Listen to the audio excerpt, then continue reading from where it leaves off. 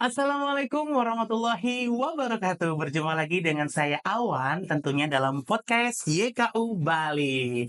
Oke, buat teman-teman semua atau sahabat-sahabat Ukuah dimanapun berada, kita punya hashtag baru nih. Hashtagnya itu adalah Ramadan bareng kita, bareng-bareng kejar pahala. Oke, untuk materi podcast kali ini, kita akan membahas tentang tips sehat selama Ramadan, tentunya bersama narasumber yang sangat luar biasa. Siapa lagi kalau bukan dokter ini? Hai, Apa kabar? Alhamdulillah baik dokter. Dokter apa kabar nih? Alhamdulillah. Alhamdulillah. Ya, Udah siap? udah Menyambut dong. Ramadan? Pastinya Ya. sudah harus siap ya. Ramadannya bareng siapa Kak Awan? Ya, Ramadannya bareng siapa? bareng ibu aja berdua. Wah, Iya bareng ukuah. Ya, tentunya dong itu. Bareng ibu dan juga ukuah semuanya. Ramadan bareng kita. Bareng-bareng kejar pahala. Iya, mantap. Oke, dokter. Ya. Mungkin ini kita sekarang akan membahas tentang tips Ya. sehat selama bulan Ramadan ini, Dok. Ya. Mungkin kita langsung ke pertanyaan pertama Kak ya, Awan Dok ya. pengen tahu apa aja nih? Banyak banget sebenarnya, Dok. Mungkin ada sekitar 100 pertanyaan mungkin ya. Nanti viewer kita komplain nggak kalau terlalu panjang nih durasinya? 100-an kan ya, Dok. Oke, apa nih? Yang pertama apa Yang dulu pertama pengen ditahu? yang ingin saya tanyakan, Dok, apakah boleh tidak sahur? Karena sulit untuk bangun sahur dan menggantinya dengan porsi double saat malam hari, Dok. Waduh, gawat juga nih ya. Ayo. Suka males nggak bangun sahur, kawan? Iya, biasanya males banget, Dok, karena udah ngantuk banget gitu kan ya. Iya, oke ya. Jadi bagi teman-teman sahabat Ukuah yang berpendapat kalau bisa ya mendouble makanan, misalnya nih yang biasanya makan cuma satu porsi makan menjadi 2 porsi ya. Jadi Ya. porsi makan sahur itu dipindahin ke makan malam Makan ya, malam, begitu ya, ya, betul. kawan ya. Ya, jadi kualitasnya nggak sama ya. Mungkin dari jumlah kalorinya itu totalnya mungkin akan sama, tapi kualitasnya, value-nya itu nggak sama ya. Oh. Karena sahur itu memiliki beberapa keutamaan ya Kak Awan ya. Yang pertama memberikan energi untuk kita beraktivitas di sepanjang hari, kemudian bisa untuk mencegah dehidrasi ya, dan menjaga keseimbangan kadar gula di dalam tubuh kita ya. Dan yang paling penting juga nih, hati-hati ya, apalagi bagi sahabat Ukuah di rumah yang memiliki gangguan kesehatan lambung ya. Jadi usahakan Oke. sebisa mungkin untuk Ramadan agar kondisi kesehatan lambungnya bisa tetap terjaga. Oh, jadi Gitu, intinya ya. itu sahur harus tetap sahur gitu deh, Harus Dok tetap ya. sahur. Jadi Oh, memang oke. antara teori sains dengan teori yang sudah diterapkan dalam aturan syariat Islam itu memang selaras ya, berbanding lurus ya. Jadi memang apa yang sudah disunahkan dalam ajaran agama kita itu memang terbukti secara sains ya. Jadi Oke. nilainya berbeda. Betul. Jadi jangan sampai di skip Berarti nggak boleh ya, nggak boleh di double ya ini buat Ya. sahabat Ukuah ya. Jadi kalau sahur ya sahur, sesuaikan dengan jadwal kalian ya, jadwal Ramadan nanti ya. Jangan di double-double, yang double tuh nggak enak. Ya kan, Dok? Oke, siap. sekarang untuk yang pertanyaan Apa lagi? kedua ini, Dok. Hmm. Apakah boleh makan makanan instan saat sahur? Nah, Biar iya cepat dan nih, praktis tuh, Dok. iya, karena mungkin bangun sahurnya mepet ya dengan jadwal imsak, kemudian pengen ngolah makanan yang instan dengan alasan durasi pengolahannya durasi. cepat ya, jadi males nih mau masak-masak lagi nih gitu ya, jadi maunya yang instan aja. Apa nih, mie instan? Mie instan mungkin atau bubur. Nugget, sosis ya. Pokoknya yang Jadi simple deh, nggak ribet gitu. Iya. Jadi sayangnya berbagai bentuk makanan olahan termasuk mie instan, nugget, sosis ya itu memiliki kadar gula, garam itu tinggi ya. Jadi nanti di saat kita berpuasa kita akan lebih mudah untuk merasa haus ya. Kemudian kandungan nutrisinya rendah ya. Jadi otomatis kesehatan tubuh kita tidak bisa kita jaga dengan baik ya. Jadi kita lebih akan rentan untuk terserang penyakit. Karena jangan lupa semua kandungan nutrisi itu harus tetap kita peroleh ya. Oke. Karbohidratnya harus dapat, proteinnya harus dapat, ya lemak sehatnya dapat, vitamin, mineral, serat ya. Dan ini tidak secara utuh dimiliki oleh makanan-makanan olahan atau makanan instan tadi itu. ya. Jadi memang sebaiknya ya tetap makanan sehat yang dimakan, ya, Makanan dengan sehat, kandungan nutrisi betul. yang sehat dan seimbang. 4 sehat 5 sempurna Oh, pastinya, Dok, ya? bukan lagi, Bukan udah lagi, lama loh lebih lagi. diganti. Udah ganti lagi, Dok? Udah ganti, itu zaman kita ya. Oh, iya betul sih. Kalau zaman Gen Z ini gimana, Dok? Kalau zaman yang sekarang, semboyannya udah berubah ya. Jadi apa, Dok? Jadi makan makanan gizi yang sehat ya dan nutrisinya seimbang disertai dengan cairan yang cukup. Jadi nggak ada Oh, lagi susu di sana. Kenapa? Karena susu itu bisa digantikan nutrisinya oleh sumber makanan yang lain. Jadi jadi nggak harus lebih minum panjang, Dok, susu. ya sekarang ya? My Dan God. dulu tidak menyertakan juga cairan ya. Jadi nggak disertakan harus minum berapa banyak gitu ya. Nah, kalau yang di kondisi sekarang itu semboyannya mencantumkan juga jumlah cairan yang harus diminum. Oke, baru lagi Ya. nih teman-teman sahabat Jadi nih ilmu supaya baru nih ya. supaya tubuh kita bisa terhidrasi dengan baik sehingga kita nggak gampang lemes, lesu ya. Betul. Nggak gampang Jadi dehidrasi lah itu. betul, berarti intinya mie instan tuh tidak boleh yang instan-instan ya, Dok, ya? Karena Betul. juga mempengaruhi Kandungi nanti nutrisinya nutrisinya harus, ya. iya betul. Oke, kira-kira mungkin apa aja, Dok, ya sebaiknya dikonsumsi saat sahur nih, Dok? Oke, ya tadi udah sempat saya singgung ya, ada karbohidrat ya. Usahakan karbohidrat yang dipilih ada karbohidrat yang kompleks ya. Contohnya apa saja? Nasi merah ya, gandum utuh, ubi jalar, oatmeal. Nah, itu item dari sumber karbohidrat yang kompleks. Oke. Itu yang bagus ya. Kenapa? Karena kandungan seratnya cukup tinggi sehingga kita membuat kita merasa kenyang lebih lama. Gitu. Ada juga protein dan lemak yang sehat yang bisa kita peroleh dari ikan, telur, dada ayam, daging sapi tanpa lemak, ya, kacang-kacangan, susu, yogurt, alpukat, ya, itu yang bagus untuk kita konsumsi, ya, selama kita Oke. berpuasa, terutama di sahur, ya, Di karena sahur. kita harus beraktivitas kan sepanjang hari. Jadi Betul. pastikan nutrisi kita bisa terpenuhi. Ada juga vitamin, serat mineral yang bisa kita peroleh dari buah-buahan dan sayur-sayuran ya. Usahakan makanlah sayuran dengan berbagai warna ya, yang hijau, yang merah, yang oranye ya. Usahakan makan dari berbagai sayuran ya. Jadi nggak monoton ya, hanya di sayuran tertentu saja. Dan Oke. jangan lupa ya, kebutuhan cairan tubuh. Nah, cairan tuh penting juga sekarang berarti, Dok, ya. Iya, Oke, betul. Dok, dari semua jenis nutrisi yang sudah disebutkan tadi, yang paling penting peranannya itu apa sih, Dok? Mungkin bisa dijelaskan alasannya, Dok. Nah, yang mana ya? Ayo, yang mana? Tadi banyak banget disebutin. Yang mana ada karbohidrat, ada protein, ada lemak, vitamin, mineral ya. Yang paling penting, yang paling grade-nya yang paling bagus ya, itu adalah protein. Protein. Kenapa, Dok? Alasannya apa nih? Kenapa protein? Iya, karena dia sudah pro, nggak amatir lagi, nggak newbie lagi. Kan pro depannya. Iya, benar sih ya, Dok.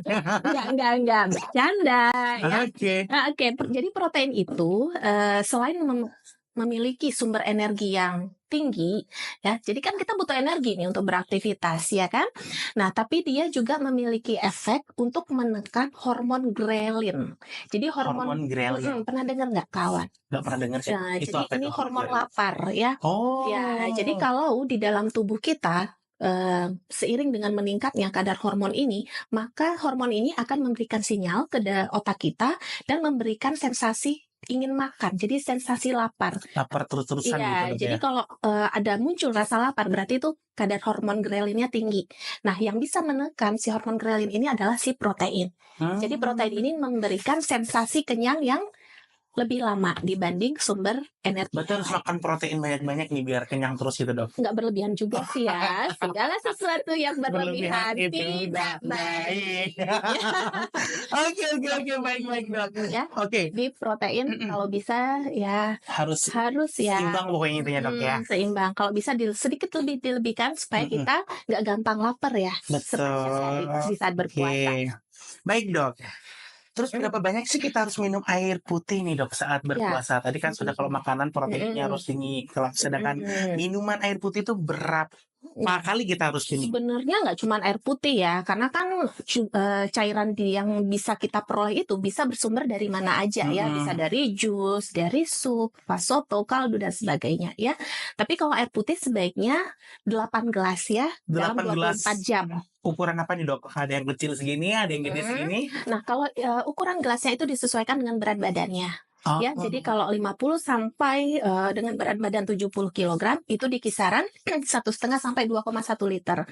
Ya, yang gede jadi itu berarti 2 literan lah ya sehari ya. Jadi bisa kita bagi ke dalam beberapa durasi ya, interval. Ada 2 gelas saat berbuka, 4 gelas saat malam, dan 2 gelas saat sahur. 2 gelas saat sahur. Berbuka, Berarti sesuai 4 dengan gelas saat ini dok malam, ya. dan 2 saat sahur. Oke. 2, 4, 2 totalnya. 2, 4, 2. Mm-mm. Berarti kalau misalkan puasa nih dok, Mm-mm. minumnya gimana tuh caranya dok? Kan kita dalam seharian itu pas ketika kita buka, terus 2 kita gelas. minum 2 gelas. Iya. Terus sahur 2 gelas. Berarti cuma 4 gelas dong dok? Saat malam. Oh malam. Malam sebelum itu terbagi tidur. lagi. Jadi malam itu terbagi lagi ya saat kita makan, setelah sholat isya, setelah taraweh, dan sebelum tidur.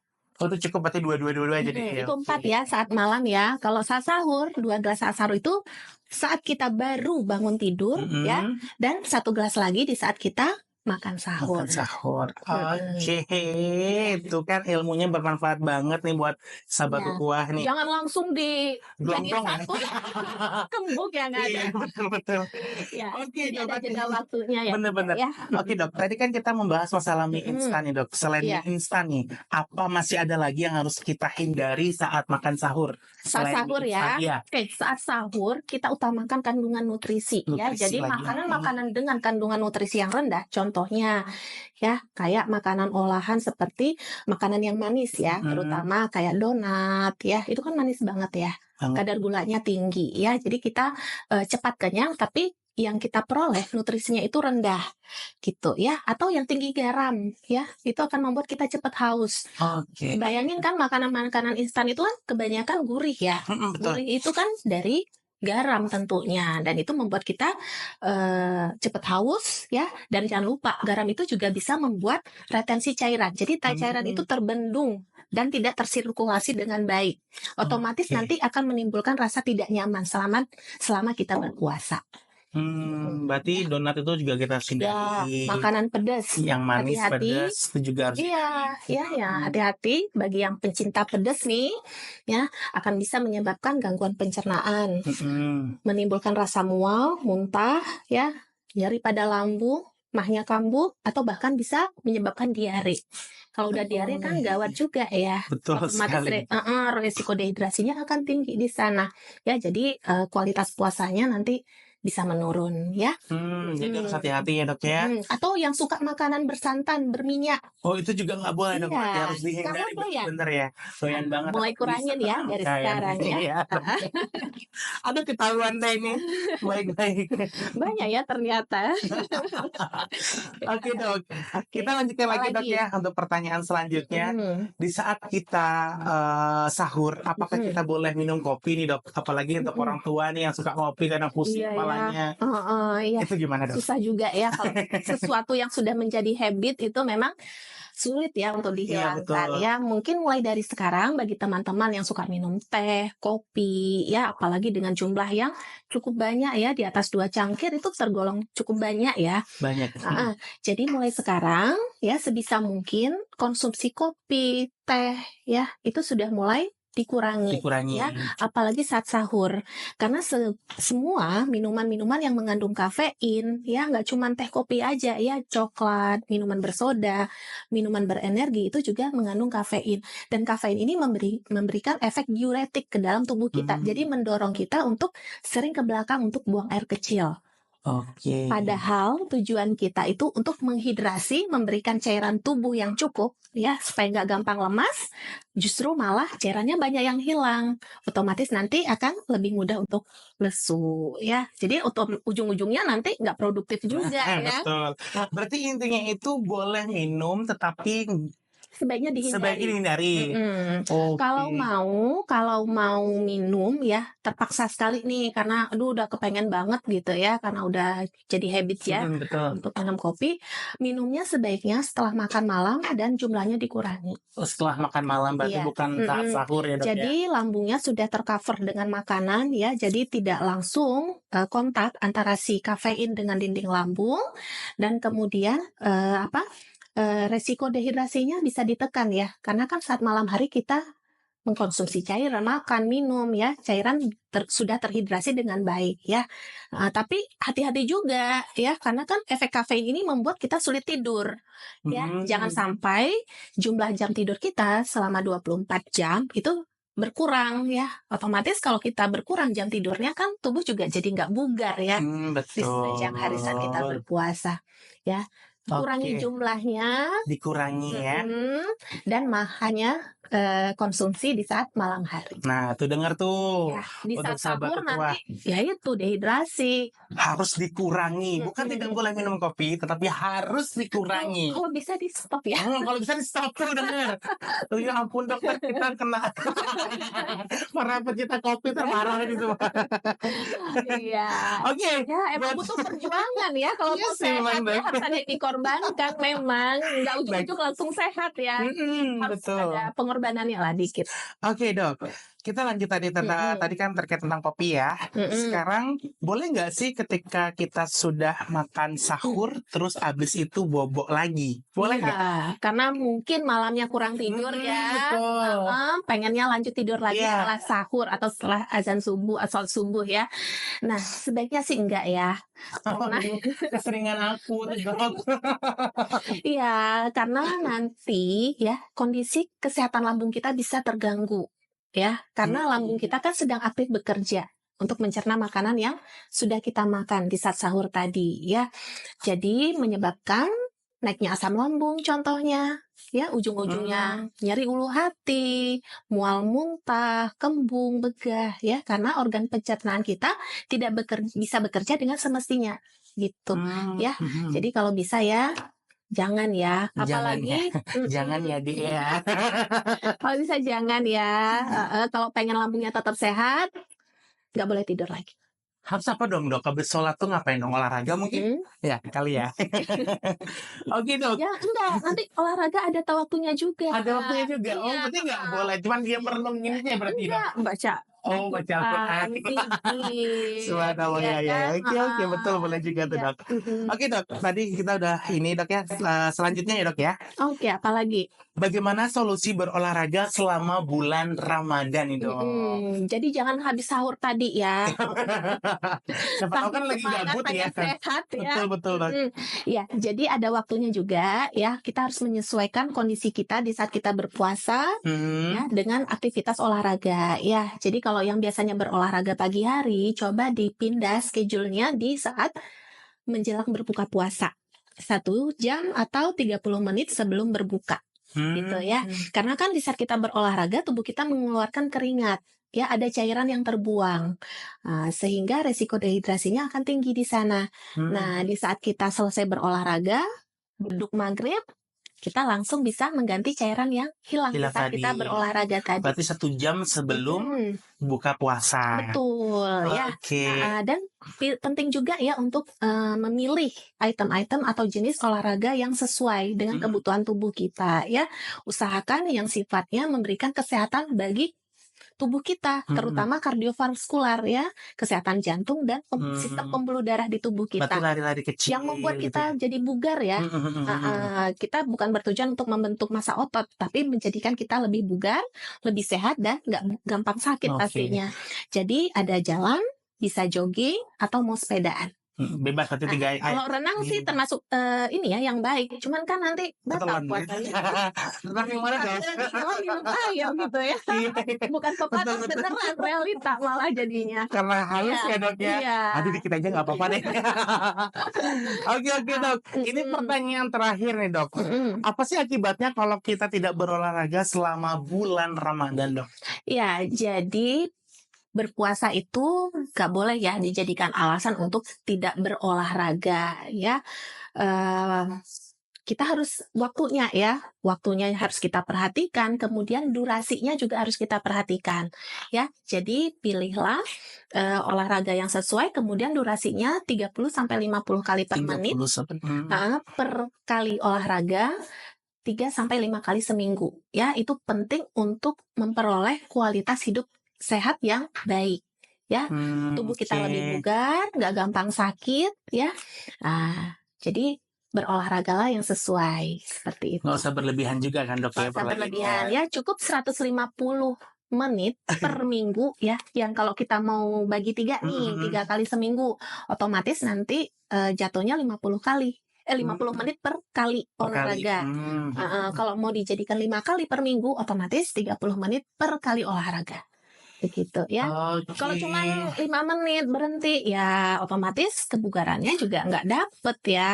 Jadi kalau pengen bugar dan sehat, ya seperti itu tadi. Nah, kalau misalnya Dok, kan biasanya kalau kita olahraga itu kan orang-orang nih, khususnya mungkin saya pribadi ya Dok ya, Mhm, kadang itu kalau sudah menjelang maghrib atau 1 jam menjelang maghrib itu mhm, males banget untuk beraktivitas Dok, mhm, maunya duduk, diam, tidur, itu aja Dok sambil heeh, nunggu beduk ya.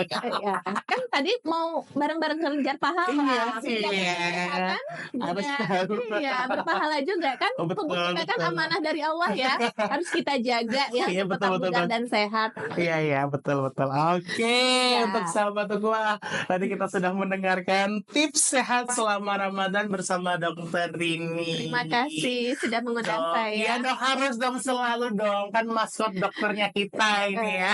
Jadi Ramadan ini, Ramadan Ramadan bareng. bareng-bareng ngejar pahala. Oke dokter, terima kasih Oke, banyak ya terima atas kehadirannya. kasih. Mudah-mudahan tips sehat selama Ramadan ini bermanfaat buat sahabat-sahabat Ukhuwah dimanapun berada ya. Terus pokoknya pantengin terus untuk YouTube kita, terus Instagram kita di like juga ya, YouTube-nya terutama. YouTube-nya jangan lupa apa sih namanya dok? YKU Bali. YKU Bali dan di-follow terutama di-subscribe. Yeah. Jangan lupa pokoknya buat Di-share juga sahabat ya saya. ke keluarga dan Pastinya teman-teman. di-share juga kalau misalkan ada komen-komen boleh berkomentar saja tidak apa-apa untuk merubah YouTube kita akan menjadi lebih baik lagi pastinya. Oke, buat Semakin sahabat berkembang ya. betul sekali. Kita ulangi lagi sekali dok ya hashtag Ya, kita dok ya. bareng-bareng. Apa Oke. hashtag kita dok? Ramadan bareng kita. Bareng-bareng kejar pahala. Kita akhiri. Wassalamualaikum warahmatullahi wabarakatuh.